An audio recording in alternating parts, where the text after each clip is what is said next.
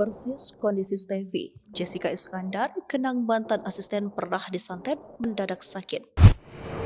Akhir-akhir ini, praktek santet tengah jadi sorotan pasca kematian artis Stevie Agnesia. Istri pilot Anggi Pratama yang pernah menikah dengan aktor Samuel Rizal itu dituding kena santet. Beragam public figure secara gantian menyampaikan opininya terkait tudingan santet ke wanita 32 tahun itu.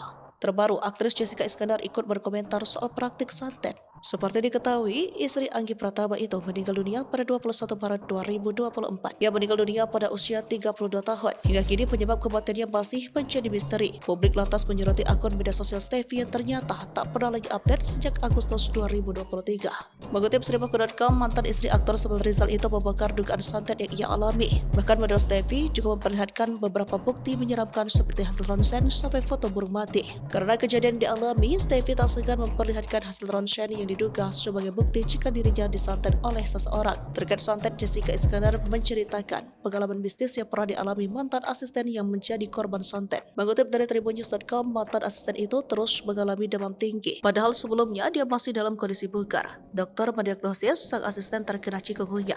Jessica sudah mengizinkan asistennya tersebut untuk pulang kampung berobat. Sempat didoakan sama orang pintar di sana, lalu keluar bayangan hitam besar banget, ada bukti videonya, ungkap Jessica. Saat itu Jessica memilih tidak menghiraukan hal tersebut dan melakukan aktivitas seperti biasa.